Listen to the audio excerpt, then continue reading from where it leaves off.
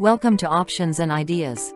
Topic: Labor Welfare. Introduction. According to the Committee on Labor Welfare, welfare services should mean such services, facilities, and amenities as adequate canteens, rest and recreation facilities, sanitary and medical facilities, arrangements for travel to and from place of work, and for the accommodation of workers employed at a distance from their homes, and such other services, amenities and facilities, including social security measures, as contribute to the conditions under which workers are employed.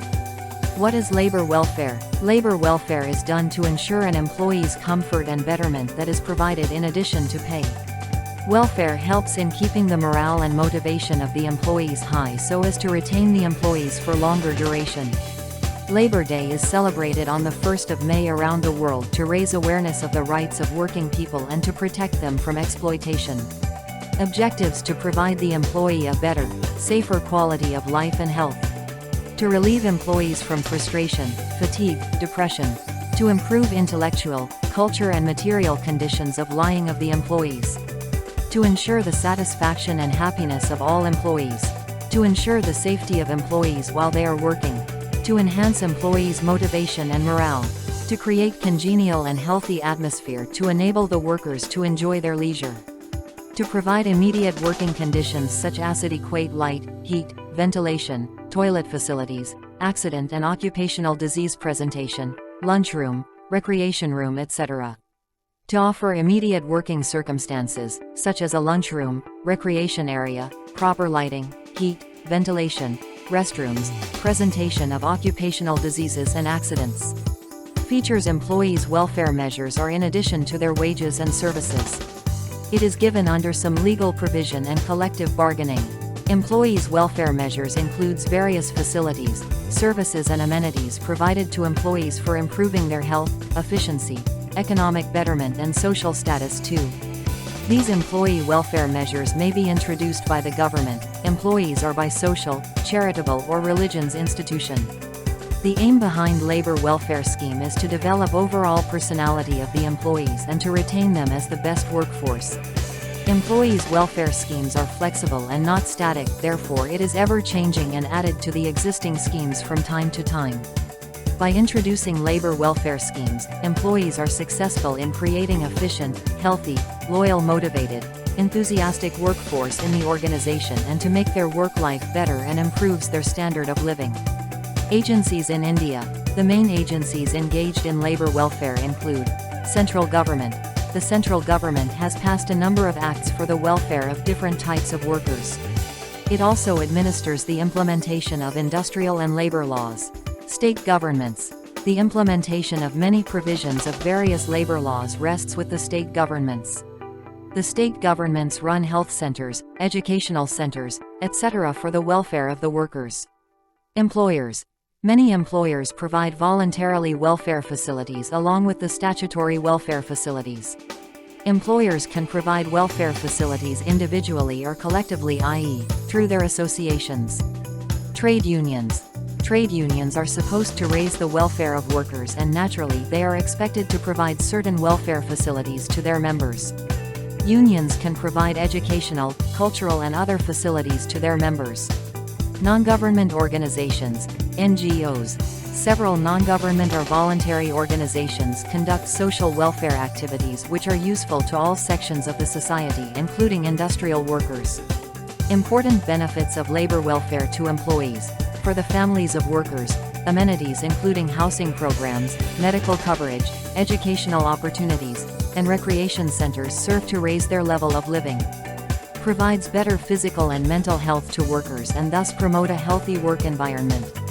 To employers, stable labor force by providing welfare facilities. Workers take active interest in their jobs and work with a feeling of involvement and participation. To organization, employee welfare measures increase the productivity of organization. Well-housed, well-fed and well-looked after labor is not only an asset to the employer but also serves to raise the standards of industry and labor in the country. Labor welfare helps to promote healthy industrial relations and to maintain industrial peace. Benefits to society. Labor welfare is also in the interest of the larger society, because the efficiency and happiness of each individual represents the general well-being of all. The social evils prevalent among the laborers, such as substance abuse, are reduced to a greater extent by the welfare policies. Types of labor welfare. Welfare services relate to physical and social well-being of the employees both within and outside the organization. The services within the enterprise are known as intramural and those outside the organization as extramural services within the organization. Intramural services. Intramural services. Such services are provided to the employees within the establishment. They include washing and bathing facilities, latrines and urinals, creches, rest shelters, canteens, uniform, medical aid, library, recreation facilities, free or subsidized food, etc. Intramural welfare facilities include scientific selection or appointment, the scientific selection of workers for the various jobs within the factory. Industrial training, training in various factories for different jobs in the factory.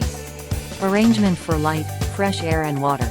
This classification comprehends arrangements in the factory for cleanliness, whitewashing, ventilation, drinking water, bathrooms, lavatories, urinals, light, air conditioning, etc. Prevention of accidents. This includes arrangements for protection from dangerous machines, extreme temperatures, firefighting, etc. Other functions, such as canteen, provision or restrooms, refreshment, etc. Extramural services. Extramural services. Such services are provided to the employees outside the establishment. Extramural welfare facilities include provision of education. This includes adult education, social education, primary education, education of men, women and children, etc. Arrangement for proper housing accommodation. Medical service. This includes rest, cure, paid leave, free treatment, subsidized medical aid, etc. Provision of inexpensive and nourishing food. Facilities of recreation clubs, gymnasia, cinema, radio, reading rooms, libraries, etc. In addition to the above list, the following activities is also a part of labor welfare facilities: social insurance scheme, provident fund benefits, pension, sickness and maternity benefits, arrangement of maternity homes and creches, provision of cooperative societies, arrangement of cultural programs, schooling of children. Classification of labor welfare activities. Labor welfare activities may be classified into two categories. Statutory welfare activities. Statutory welfare activities have to be taken up by every employer as per the provisions of various labor enactments. Such provisions may relate to working conditions, hours of work, industrial safety and various other facilities to be provided to the workers to make their work smooth and enjoyable. Non-statutory welfare activities. Non-statutory welfare activities are undertaken by the employers without compulsion of any law. They include such activities conducive to the welfare of the workers which are undertaken by the employers on their own free will. They are also taken up by some social organizations. Statutory welfare schemes. The statutory welfare schemes include the following provisions. 1. Drinking water. At all the working places, safe hygienic drinking water should be provided. 2. Facilities for sitting.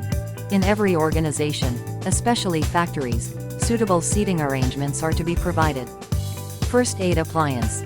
First aid appliances are to be provided and should be readily accessible so that in case of any minor accident, initial medication can be provided to the needed employee. Latrines and urinals.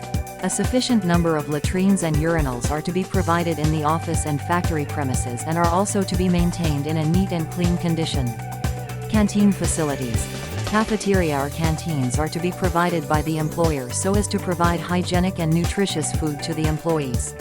Spittoons in every workplace, such as warehouses, store places, in the dock area and office premises. Spittoons are to be provided in convenient places and same are to be maintained in a hygienic condition. Lighting. Proper and sufficient lights are to be provided for employees so that they can work safely during the night shifts.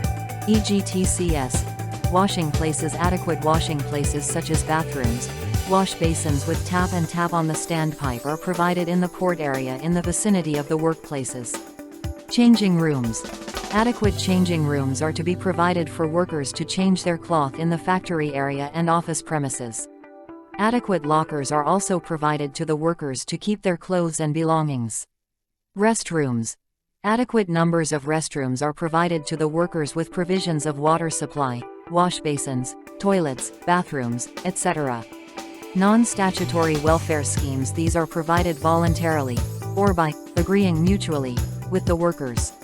The non-statutory schemes differ from organization to organization and from industry to industry. Non-statutory welfare schemes include the following schemes: personal health care, regular medical checkups. Some of the companies provide the facility for extensive health checkup. Flexi time. The main objective of the flex time policy is to provide opportunity to employees to work with flexible working schedules. Flexible work schedules are initiated by employees and approved by management to meet business commitments while supporting employee personal life needs. Materials and adoption needs. Employees can avail maternity or adoption leaves. Paternity leave policies have also been introduced by various companies. Employee assistance programs. Various assistant programs are arranged like external counseling service so that employees or members of their immediate family can get counseling on various matters. Harassment policy. To protect an employee from harassments of any kind, guidelines are provided for proper action and also for protecting the aggrieved employee. Medi-claim insurance scheme. This insurance scheme provides adequate insurance coverage of employees for expenses related to hospitalization due to illness, disease or injury or pregnancy. Employee referral scheme. In several companies, employee referral scheme is implemented to encourage employees to refer friends and relatives for employment in the organization. Social Security in India. Workmen's Compensation Act 1923, Employee State Insurance Act 1948, Employee Provident Funds and Miscellaneous Provisions Act 1952, Payment of Gratuity Act 1972, Industrial Disputes Act 1947, Maternity Benefit Act 1961, the Seamen's Provident Fund Act 1966. Under this, workers' contribution of 12% with an equal contribution from the employers is entitled to a full refund on retirement or after 15 years of membership. The Plantation Labor Act 1951. The benefits statutorily provided under this act include the provision of drinking water and its conservancy, medical facilities, canteen in the case of 150 or more workers, creches in case of 50 or more women workers, recreational facilities, umbrellas, blanket and raincoats. Cash benefits in the case of sickness and maternity. Conclusion. Labor welfare includes many things such as all services, amenities and facilities which are provided by the employer in or in the vicinity of the undertaking in order to enable the employees to perform their work in healthy and congenial surroundings and provide them with amenities conducive to good health and high morale. Still, there is need to strictly implement these facilities in order to provide maximum labor welfare so that we can attain maximum progress through labor class. Thank you. We are glad you are here.